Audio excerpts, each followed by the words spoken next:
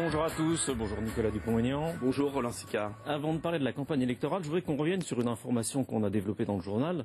L'occupation par les salariés d'ArcelorMittal de la direction de leur usine. Ils pensent que l'usine va fermer. C'est un symbole pour vous qui est un candidat souverainiste? Candidat gaulliste social. C'est un symbole des mensonges de la classe politique française depuis des années. Car ils vont tous, visiter les usines en ce moment sous les caméras. Mais ce sont eux, par leur politique, par la signature des traités européens, mondialistes, qui ont supprimé toutes les frontières et qui permettent l'importation de produits qui nous concurrencent à très bas coût. Il ne faut pas s'étonner après que les hauts fourneaux ferment les uns après les autres. Souvenez-vous, j'ai été le seul député à écrire au Premier ministre à l'époque Raffarin, quand Mittal, l'entreprise indienne, s'est emparée d'Arcelor. J'ai été le seul. Et on m'a regardé de haut. Parce que je disais, à partir du moment où vous laissez cette entreprise Arcelor, qui a été sauvée avec l'argent des Français, tomber dans les mains de Mittal, ça veut dire quoi? Ils vont piquer les brevets, piquer les centres de recherche, et après ils s'en iront. C'est ce qui s'est passé. Et donc je comprends les ouvriers qui ont vu tant de discours, de faux discours. Ils ont vu notamment Nicolas Sarkozy. Oui, qui leur avait promis, comme il promet aujourd'hui, beaucoup de choses. Mais j'ai vu aussi que François Hollande leur a écrit pour absolument rien leur promettre du tout. C'est-à-dire qu'il a fait une croix sur ce qui reste de sidérurgie. Ça veut dire quoi? Ça veut dire qu'en fait, les deux candidats qui aujourd'hui s'insultent, ou du moins se disputent en permanence, sur des sujets accessoires, sont d'accord sur ce libre-échange qui est en train de nous tuer à petit feu. Et la vraie question, c'est de changer de politique. C'est pas de se disputer sur l'accessoire pour garder l'essentiel. Il faut changer le cadre de l'action économique du pays. Vous pensez qu'on peut échapper à cette mondialisation? On peut se protéger. Je ne vois pas pourquoi tous les pays du monde se protégeraient, sauf nous. Je ne vois pas pourquoi... Les Allemands réussissent avec les mêmes contraintes. Les Allemands se protègent, sont protectionnistes dans l'âme. Quand M. Raffarin, quand M. Villepin, quand M. Sarkozy, quand M. Hollande et tous disent « Ah ben on ne peut pas faire grand-chose ». Madame Merkel, je vous rappelle, avait refusé les offres de Mittal et avait fait du protectionnisme sidérurgique. Ça veut dire que derrière le fameux modèle allemand, il y a en vérité un protectionnisme quotidien. Et si on ne protège pas notre industrie comme je le propose, avec des mesures simples, taxation des produits qui sont fabriqués avec de l'esclavage humain, parce que ce sont nos entreprises qui vont fabriquer en Chine et en Inde, qui donnent des salaires de misère et qui réimportent, et après qui nourrissent le chômage. On a vu avec Renault d'ailleurs, qui va réimporter les voitures de Tanger, et qui après s'étonne qu'il n'y ait plus de production automobile en France. Et combien de temps on va continuer comme ça? Mais ça, ils ne l'abordent pas tous. Alors justement, je reviens sur le meeting d'hier de Nicolas Sarkozy. Il a fait deux propositions hier.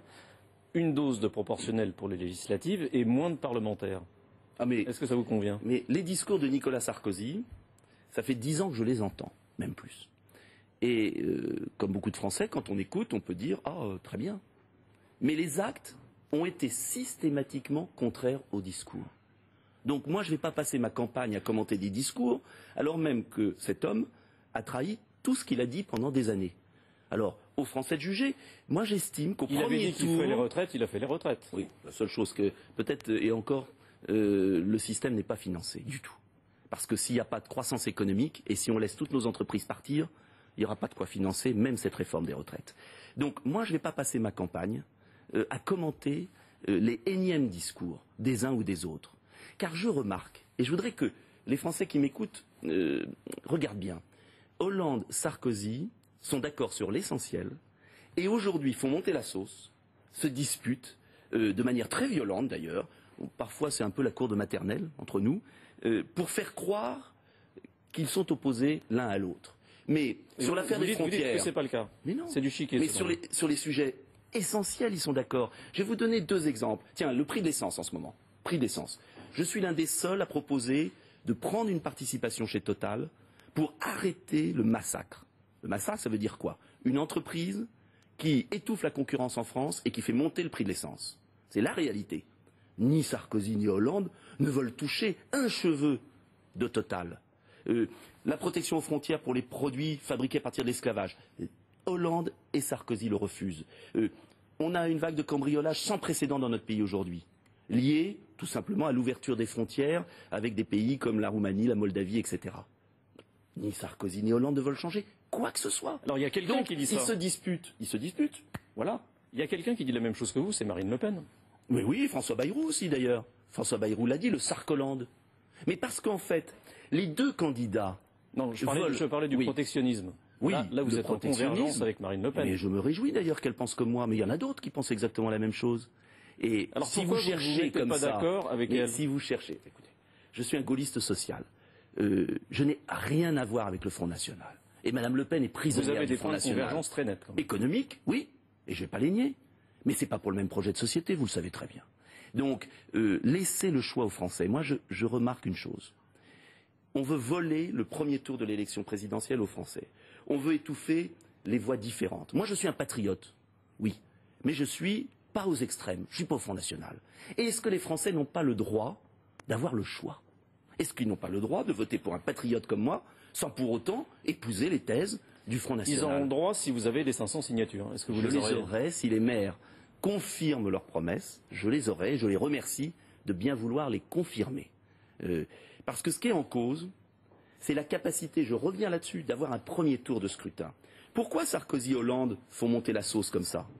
Parce qu'ils savent très bien qu'au fond, les Français ne veulent plus du PS et de l'UMP, qui ont échoué depuis 30 ans. Si vous regardez les sondages, c'est intéressant.